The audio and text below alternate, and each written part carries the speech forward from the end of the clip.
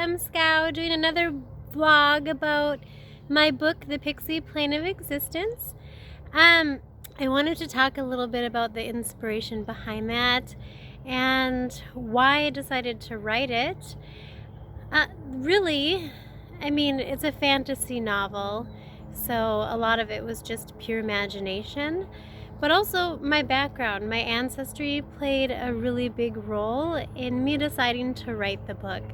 I am a Slavic pagan, I am Celtic, I am Viking, and so I've always been really interested in my ancestry and my background, and I decided that I was going to draw from, those roots and create something. The Celts very much believe in little people, leprechauns and fairies, standing stones. So you can see those themes throughout the book.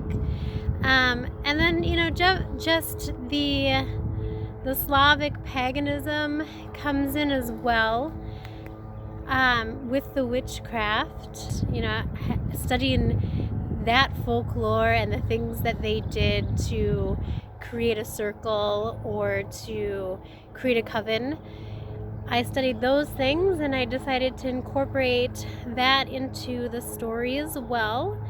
The Vikings didn't make so much of an impact in the Pixie Plane of Existence, but perhaps that's going to come into play for the matron transformation, because there's so much interesting folklore there. I mean, anybody who's bright enough to build boats and cross the ocean like they did, and brave enough to go and explore and conquer lands, maybe deserves a little bit of a mention too.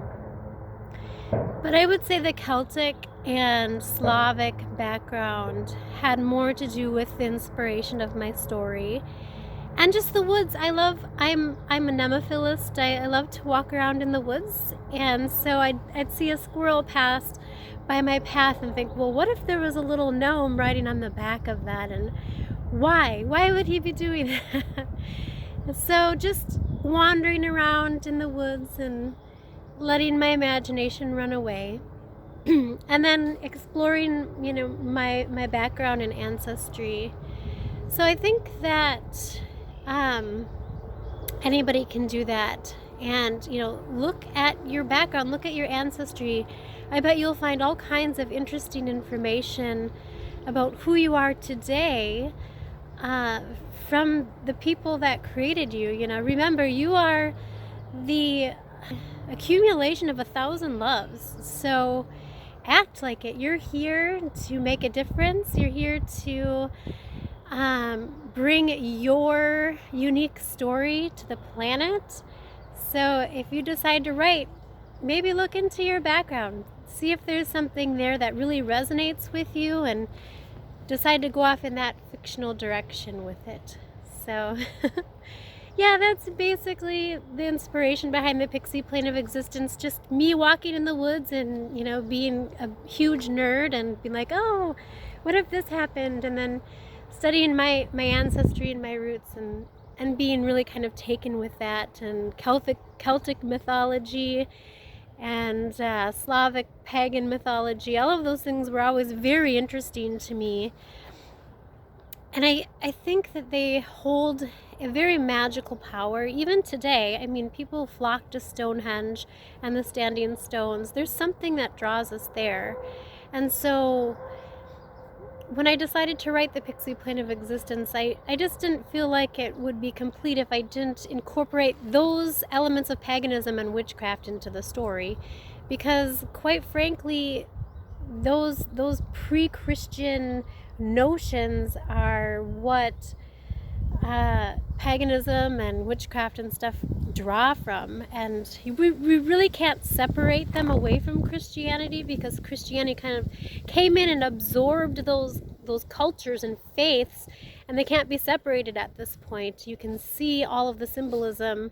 If you really know where to look, you can see that there's lots of pagan symbolism still in Christian artifacts and stuff today. So it's quite interesting, and that's really the inspiration behind it, that and, my mind. I would definitely have to add that the other thing that really was an inspiration was the discovery of metaphysics and quantum mechanics. When you start studying those things, they teach you that reality is a creation of our thoughts. And so who's to say that pixies and those things weren't real?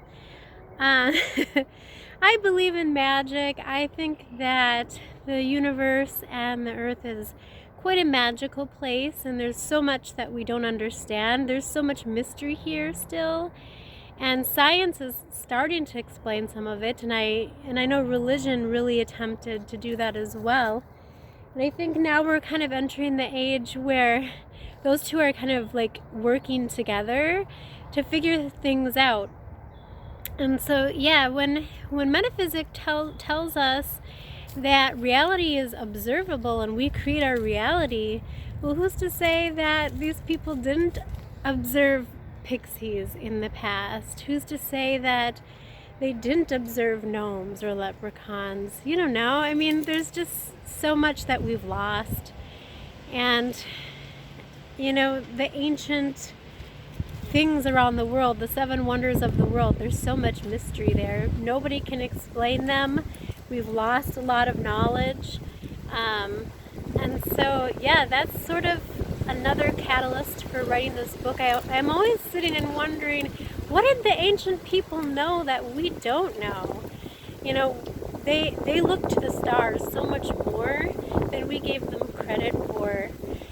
And that's really one of the things that interests me, is they definitely had an idea that we came from somewhere. We came from elsewhere. The stars tell us things that we need to know. And so, yeah, definitely metaphysics and quantum mechanics, those things had a huge impact on me deciding to write the Pixie Plane of Existence, along with, just being really interested in my ancestry and what the ancient people knew and how they knew it, and just the possibility that there's a lot of things here that we can't see and can't explain and don't understand yet, or did understand and we've lost that knowledge.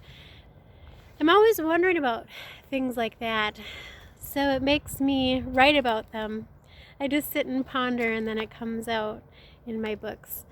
Yeah, metaphysics, quantum mechanics, old ancient folklore, knowing that ancient people knew a lot about the stars and actually built monuments to them, and what were they trying to do? I always wonder about that. What were they trying to do? What were they trying to accomplish? We seem to have such a disconnect now in modern society to them, and I just wish we could really go back and figure out what they were doing because to me it looks like they all had this knowledge that seems to have been lost. So maybe we'll explore that in the matron transformation. I don't know. There's a lot of things that I'm interested in. But yes, the Pixie Plane of Existence for sure has a lot of those themes.